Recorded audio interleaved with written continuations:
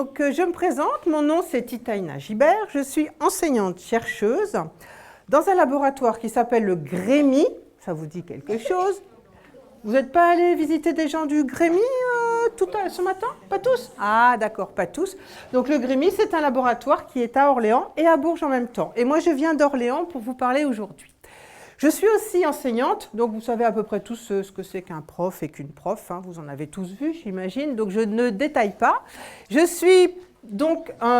travaille dans un endroit qui s'appelle Polytech Orléans, dont vous voyez ici une photo en fond d'écran avec quelques élèves. Vous voyez, ils seront très grands, mais ça va vous arriver dans pas longtemps.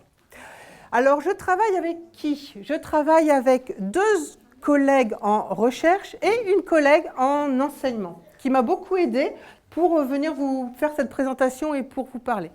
Elle s'appelle Cécile Pichard, elle est docteure en physique et ingénieure. Alors ça veut dire quoi, docteur en physique? On l'est toutes, enfin je le suis, Claire l'est et Héloïse le sera bientôt. C'est un titre universitaire qu'on a, vous connaissez les docteurs en médecine, et bien nous on est docteur en physique, ça veut dire qu'on a travaillé un petit peu longtemps après le bac et qu'on a eu un examen que vous aurez si vous en avez envie. Ou pas si vous n'en avez pas envie. Donc je travaille avec Cécile, Claire Douat, qui est docteur en physique, qui est aussi enseignante-chercheuse, et Héloïse Mestre, qui est déjà professeure de physique-chimie et qui est apprentie chercheuse pendant 4 ans avec nous. Héloïse vient d'un village à côté de Pithiviers, Claire de région parisienne, Cécile de Bourges et moi de la Motte-Beuvron. C'est juste un petit clin d'œil pour vous montrer que quand on est des femmes, et quelle que soit notre origine géographique, on peut être chercheuse, on peut être scientifique et on peut faire de la physique. Mon exposé va vous parler des illusions et des effets d'optique.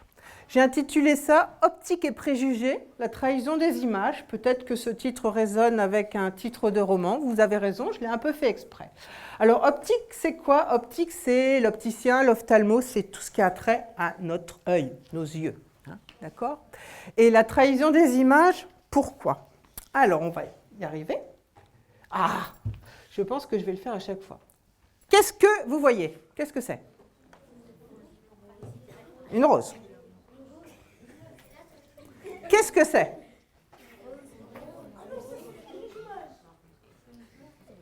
Je crois qu'il a compris. Vous me dites que c'est une rose, vous me dites que c'est une rose. Or, ce n'est pas la même chose. Ça, c'est une fleur avec des épines, avec une tige, avec des feuilles, des pétales. C'est une véritable rose, celle que j'ai cueillie dans mon jardin ce matin. Tiens, d'ailleurs, je te la donne. Celle-ci, c'est une image de rose. Et déjà, on est en train d'amalgamer les images à la réalité. Ça s'appelle la trahison des images. Ce n'est pas moi qui ai inventé ça. C'est un peintre belge qui s'appelle René Magritte, dans ce tableau extrêmement célèbre, où il a voulu expliquer aux gens la différence entre l'image des choses et les choses elles-mêmes. Donc faire bien attention. Alors maintenant, un petit truc que vous avez déjà certainement vu, enfin, peut-être pas les plus jeunes d'entre vous, mais je crois qu'elle est dans l'expo. Qu'est-ce que vous voyez? Qu'est-ce que tu vois? Un lapin. Qui voit autre chose qu'un lapin? Un canard. Un canard. Donc ce sont des images qui sont dites... Oh, on ne voit rien d'autre en fait. Oh, qui sont dites imbriquées. Donc le lapin regarde vers la porte et le canard, le bec ici est dirigé vers la porte de sortie. Et le museau du lapin est dirigé vers cette porte-là. Une autre image imbriquée dont on dit qu'on la voit en fonction de notre vécu, c'est cette image-là. Est-ce que vous voyez plutôt une jeune femme ou plutôt une vieille femme? Ah, certains d'entre vous voient une vieille femme, d'autres voient la jeune. Alors, il est assez difficile quand on en a vu une de voir l'autre. La jeune, vous voyez son nez, elle regarde vers l'arrière de l'écran. Tandis que la vieille, son nez est là, c'est un nez beaucoup plus grand, sa bouche est là, et l'oreille de la jeune et l'œil de la vieille. La vieille regarde vers le bas. Donc j'en déduis que nous sommes tous ni très vieux, ni très jeunes, et que finalement, être jeune ou être vieux, ce n'est pas une question d'année civile, puisque certains d'entre vous, qui sont sûrement plus jeunes que moi, ne voient que la vieille femme. Alors maintenant, vous avez touché à ça, à la perception visuelle. En fait, il faut être trois pour voir. Il faut de la lumière, il faut un œil et il faut un cerveau. Alors, si votre sujet, quand je dis sujet, c'est la rose, n'est pas éclairée, si je la mets ici, elle n'est pas éclairée pour moi, je ne la vois pas. Si mes yeux sont fermés ou si je suis aveugle, je ne vois pas. Si je suis lobotomisé, si mon cerveau ne fonctionne plus, si je dors même les yeux ouverts, je ne vois pas. Enfin, je ne crois pas. Alors, on va voir dans cette histoire que l'œil, finalement, est très honnête et que c'est un petit peu injuste de parler de trahison d'image et que c'est plutôt le cerveau qui nous joue des tours. Mais avant tout ça, on va un petit peu regarder ce que c'est que la lumière. Alors, qu'est-ce que la lumière? La lumière, c'est, il n'y a pas à dire, c'est une onde électromagnétique. Là, quand j'ai dit ça, comme je suis physicienne, j'ai tout dit. Mais comme certaines d'entre vous ne sont pas encore physiciens ni physiciennes, on va expliquer un petit peu. Qu'est-ce que ça veut dire que la lumière est une onde électromagnétique? C'est-à-dire que c'est un ensemble de petites ondes particules, ni une ni l'autre, mais les deux ensemble, qui n'ont pas de masse et qu'on appelle des photons. Ça vient d'où ces photons? Et ça, c'est un phénomène de mécanique quantique. Donc là, on ne va pas faire de mécanique quantique. Moi, je voudrais bien, mais je crois que ça serait un petit peu long parce que comme j'aime vraiment la mécanique quantique, je vous en parlerai trop. La lumière, elle peut être naturelle. Naturelle, c'est la lumière que voyaient les hommes préhistoriques. Donc les éclairs, le soleil, les feux follets, etc., etc. J'en ai oublié. Et puis la lumière artificielle, c'est celle qu'on sait produire aujourd'hui. Les luminaires, alors qu'ils soient des LED, les vieilles ampoules, le laser que j'utilise pour faire des petits zigousis sur le tableau. Ça, c'est de la lumière artificielle. Mais pour l'œil, ça n'a pas d'importance. Ce n'est pas comme la vanille. Il n'y a pas de lumière naturelle et de lumière artificielle. Un photon, c'est un photon. L'œil ne voit que ça. Ce qui change, parce que vous allez me dire, ouais, mais madame, votre laser, ce n'est pas le soleil. Eh bien oui, vous avez raison. Ce qui change, c'est comment sont rangées et quelle est la nature de cette lumière. Le soleil, il faut le voir de plusieurs couleurs. Par exemple, si ces petites perles ici, c'est des perles des émaux de Briard, donc c'est très local, c'est un soleil local, sont des petits photons, on peut dire ça comme ça. Vous voyez le soleil ici, il est jaune, vert, rouge, bleu, un peu violet, etc. Ça serait mon soleil. Naturellement, il y en a beaucoup plus. Et puis ce laser-là que j'utilise, qui est tout vert, d'ailleurs, vous ne le voyez pas, il va là directement jusqu'au bout. Pourquoi vous ne le voyez pas? Parce que si je mettais quelque chose, je le verrais. Mais comme il n'y a rien, on ne voit pas. Donc ce laser-là, il envoie des petites particules à la vitesse de la lumière, photons, comme ça, toutes vertes, toutes de la même couleur.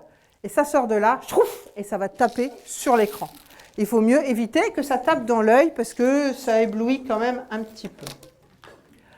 Alors là, je vous parle de couleurs. Mes couleurs. La couleur, c'est quoi?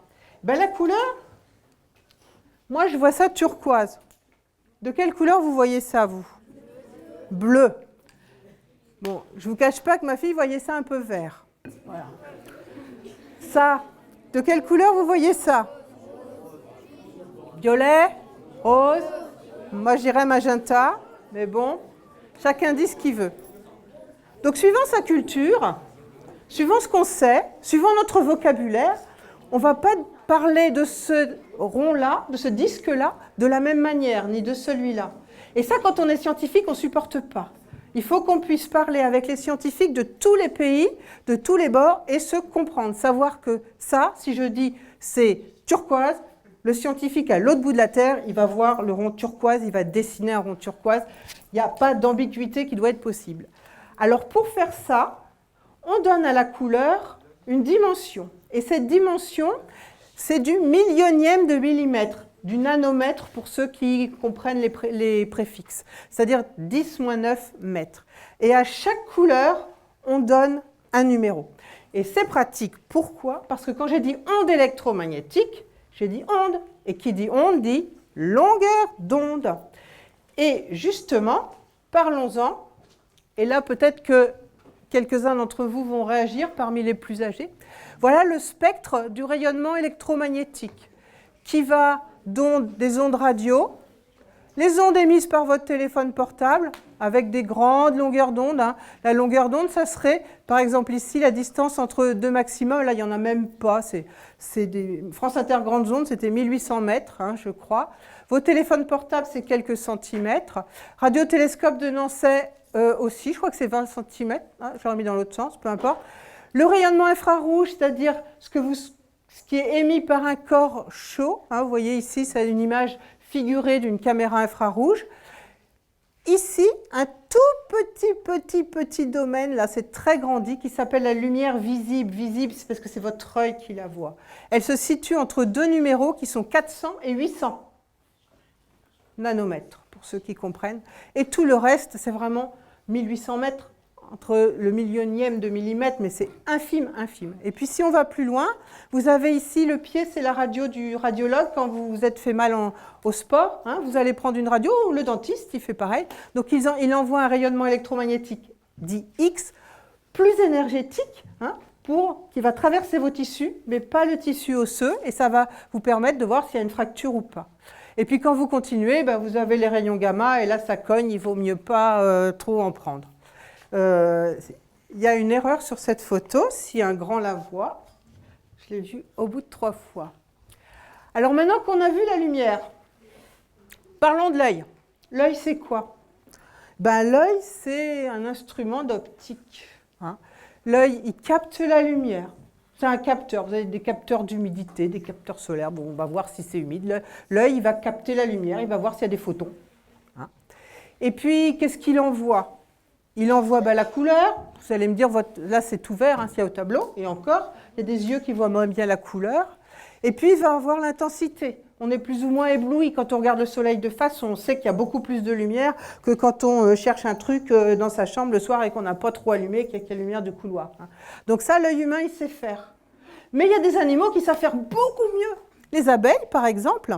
Les abeilles, pour trouver leur ruche quand il n'y a pas le soleil, alors qu'elles savent la position de la ruche par rapport au champ de tournesol qui va leur apporter le pollen pour faire le miel, elles doivent dire aux copines où c'est par rapport au soleil. Et pour faire ça, un jour comme aujourd'hui où il n'y a pas de soleil dans le ciel, elles se repèrent avec la polarisation de la lumière. C'est une propriété particulière de la lumière, parce qu'un photon, ça fait plein de choses. Les poulpes aussi sont des animaux qui sont sensibles aux champs électriques, encore à autre chose. Donc notre œil humain, il n'est vraiment pas forcément le plus perfectionné de ce qu'on trouve dans la nature. Comment il marche?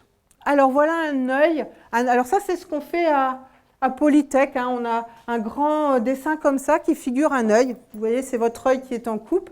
Ici, vous avez la rétine, c'est-à-dire je vais le mettre dans le bon sens, le fond de l'œil. Et puis ici, vous avez la lumière qui arrive. Alors j'ai mis plein de couleurs. Alors, en optique, on met ce qu'on appelle une petite lentille. Hein. Ça, vous savez, vous avez tous vu. Ouais, ça, c'est une loupe. Hein. Vous savez déjà essayer de faire cramer quelque chose avec les rayons du soleil dehors. Vous n'avez jamais essayé? Ah, j'aurais peut-être pas dû vous le dire. Bon, vous allez au soleil, vous faites ça, vous mettez un petit poids noir. Normalement, ça brûle un peu, ça fume. Donc, on peut concentrer des rayons avec du verre. Hein. Et toute cette partie-là de l'œil, c'est une espèce de liquide, permet de concentrer les rayons sur la rétine. La rétine, c'est un écran. Et votre œil, il voit normalement entre 25 cm et l'infini. Hein. L'infini, pour lui, c'est assez près, hein, parce que ça fait quelques millimètres. Donc 1 mètre, c'est l'infini pour un œil. Bon, si ça ne marche pas, il faut porter des lunettes, etc., etc. Donc votre œil, c'est un très très bel instrument d'optique. Alors là, il est complètement objectif, l'œil. Hein. Complètement. Il n'a pris aucune décision. Il a juste emmagasiné de la lumière. Maintenant, qu'est-ce qui se passe? Eh bien, il y a le troisième compère. Là, on a fait la lumière, on a fait l'œil. Le troisième compère, le cerveau. Et c'est souvent là que se créent les problèmes. Vous voyez la pomme ici? L'œil, on a fait une image là. Qu'est-ce que vous remarquez? Elle est à l'envers.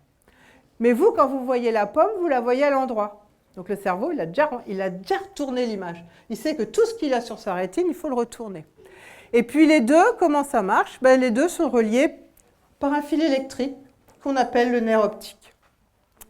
Le cerveau, là-dedans, avec les cônes, les bâtonnets, etc. Il déduit la couleur et l'intensité de la lumière. Et après, il vous raconte l'histoire qu'il veut vous raconter. Alors maintenant, j'ai une petite question. Vous êtes allé voir l'expo peut-être? De quelle couleur est ce disque? Blanc. J'entends blanc. Tout le monde est d'accord?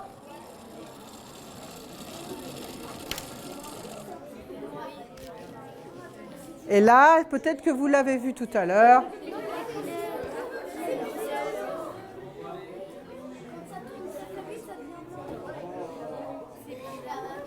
Voilà. Quand ça tourne très très vite, ça devient blanc. Ça fait du bruit, je te le remettrai tout à l'heure si tu veux. Ça s'appelle le disque du Newton. Non mais après l'expo, tu pourras regarder. Ça s'appelle le disque de Newton. Et en fait, qu'est-ce qui se passe? Il se passe que notre œil voit passer les couleurs à toute vitesse. Mais la rétine, elle n'a pas le temps d'effacer l'image qu'elle voit.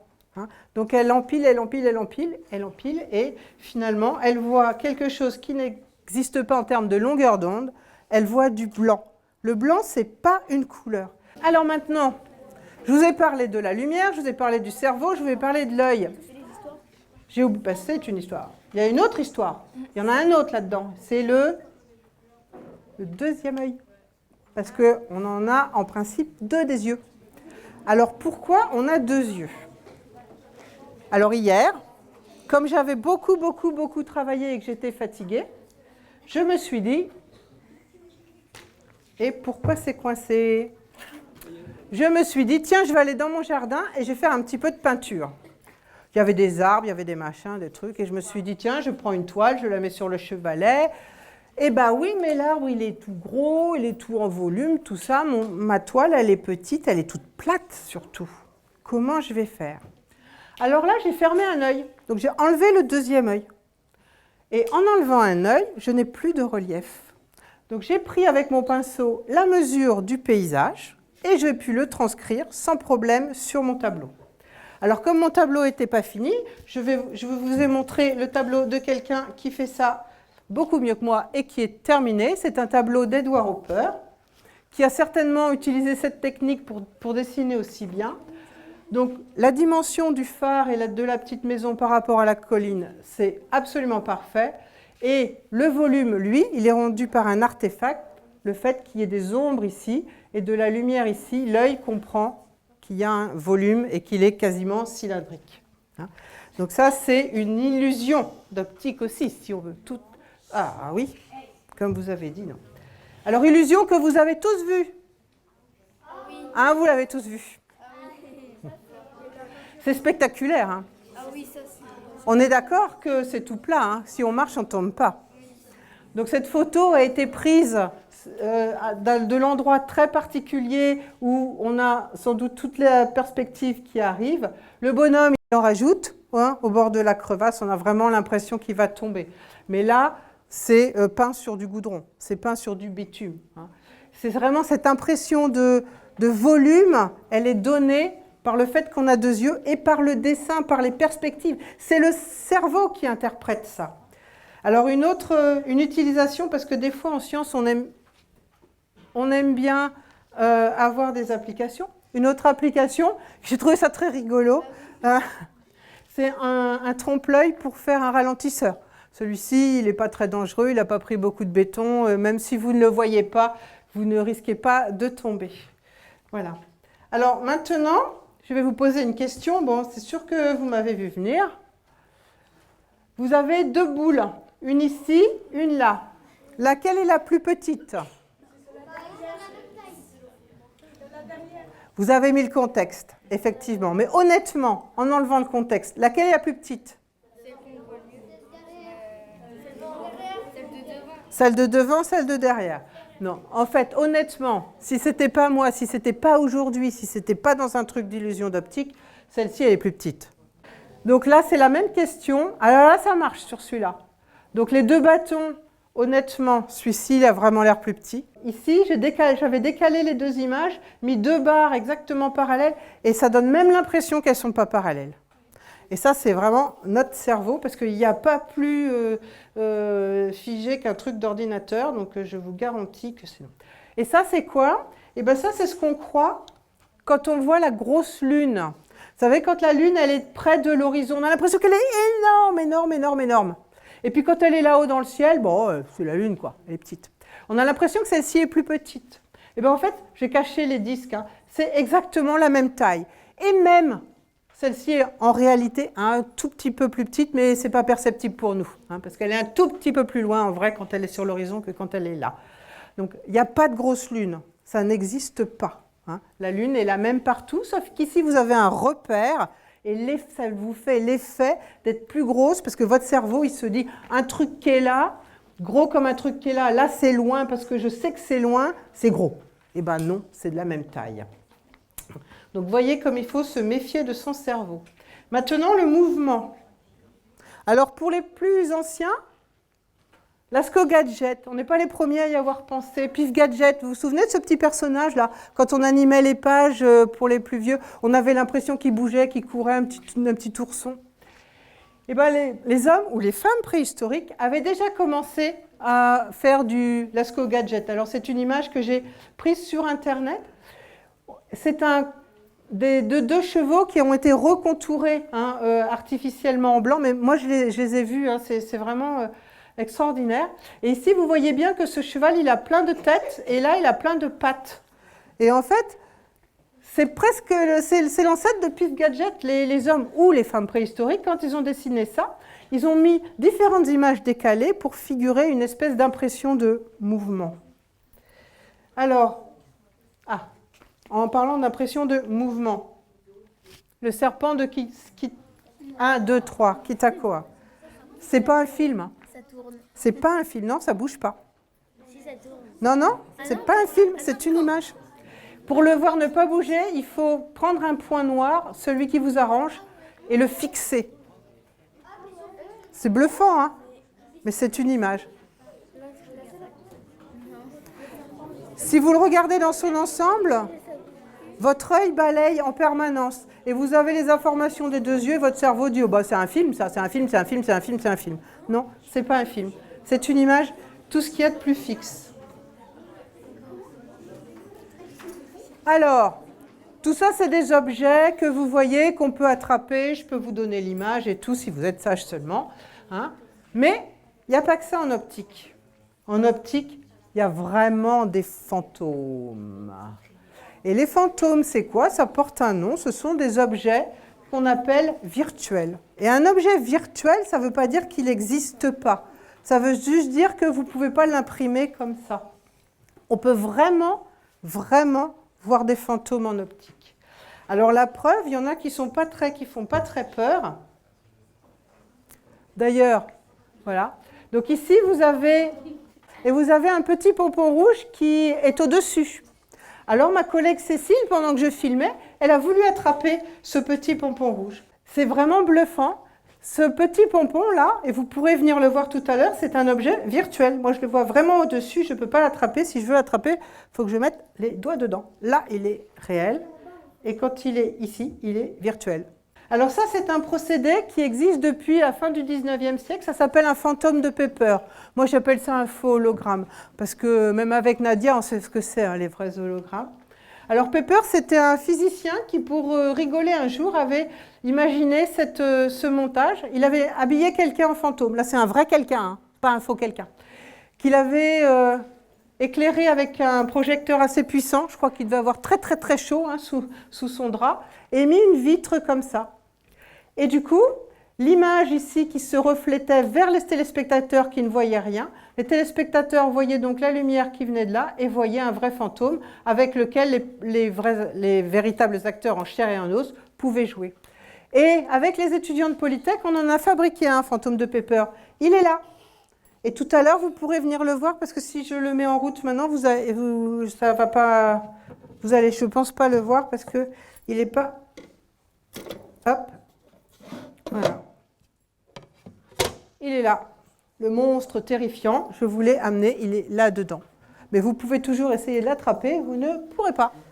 C'est un fantôme. Vous passerez tout à l'heure le voir. Hein. Ça, c'est typiquement ce qu'on fait avec les étudiants de Polytech en projet. Alors, on peut aussi faire ça avec du cinéma. Ça s'appelle les pyramides holographiques. J'en ai une là.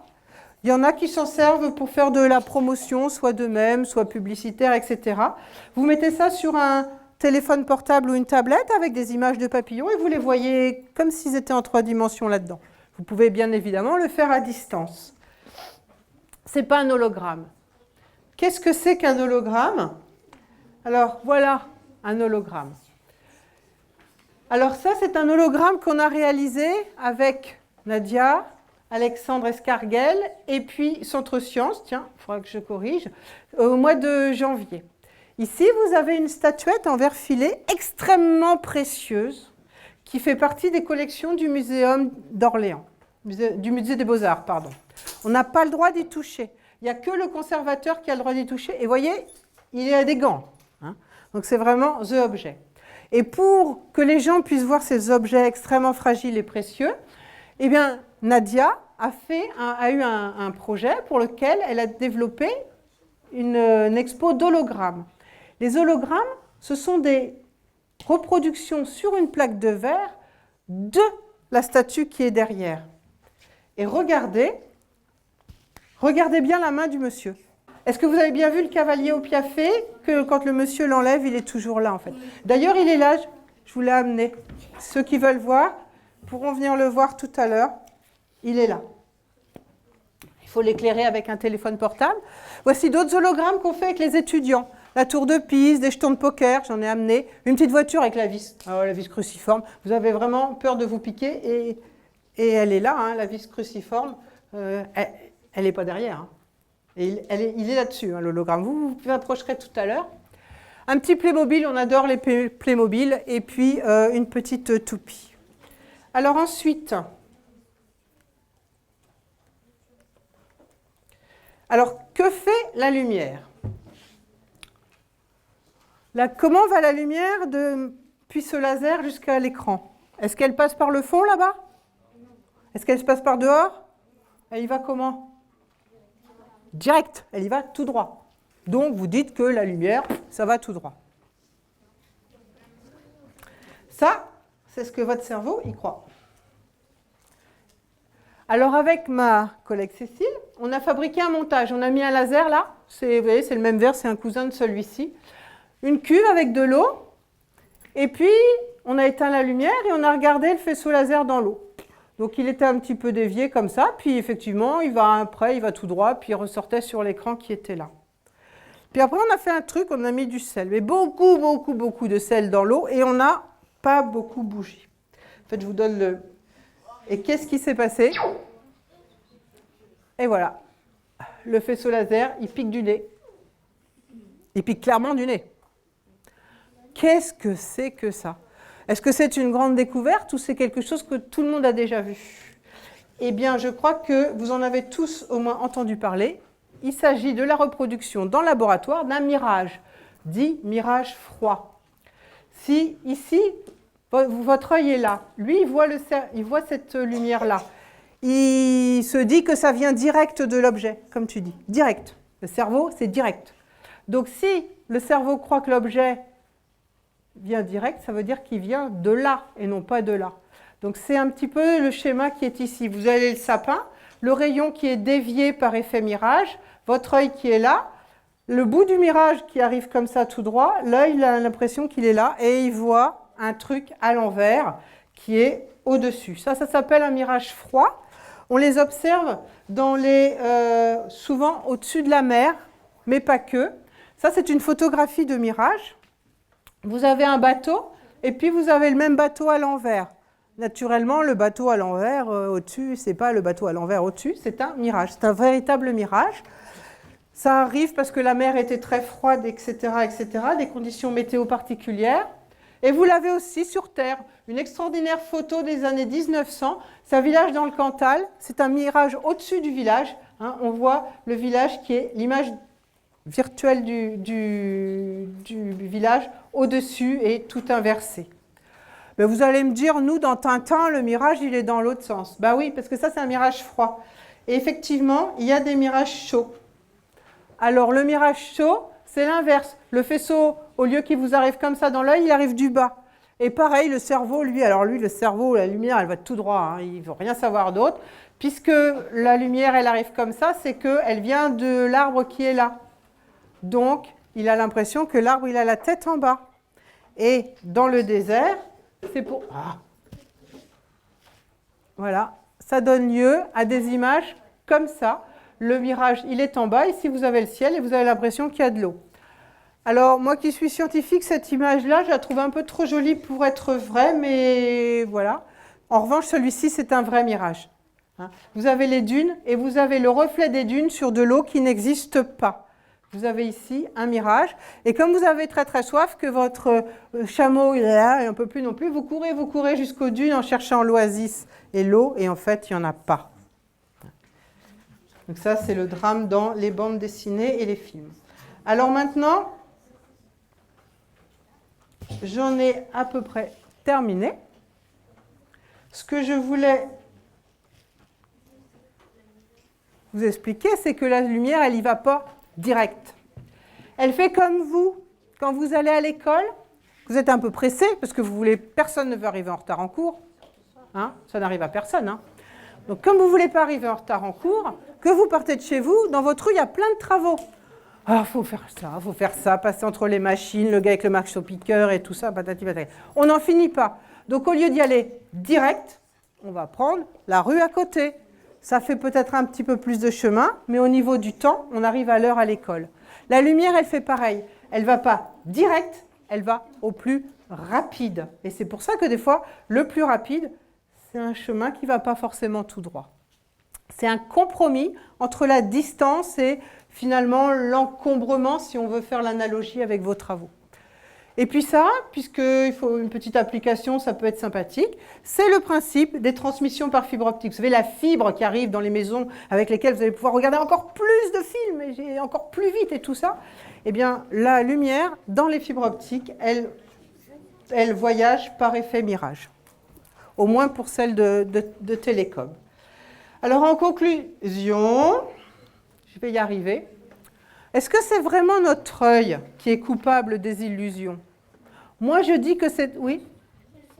Ouais, je dis que c'est très injuste de donner à l'œil qui est un pauvre capteur qui voit juste l'intensité et la couleur, même pas une longueur d'onde, que la couleur, de lui expliquer que c'est lui qui est le coupable. Non, c'est notre cerveau. Et dire « je l'ai vu, donc c'est vrai », ben non. Il faut toujours faire attention aux apparences. D'ailleurs, on dit que les apparences sont trompeuses. Hein. Et au lieu de croire parce qu'on a vu, il faut essayer de comprendre ce qu'on a vu et d'analyser. Ça veut dire, quand on remet en question ce qu'on a vu et qu'on l'analyse, qu'on essaie de le voir d'une autre manière, ça s'appelle avoir l'esprit critique. Et le développer l'esprit critique, c'est comme la gymnastique, c'est de l'entraînement, mais ça vient très vite.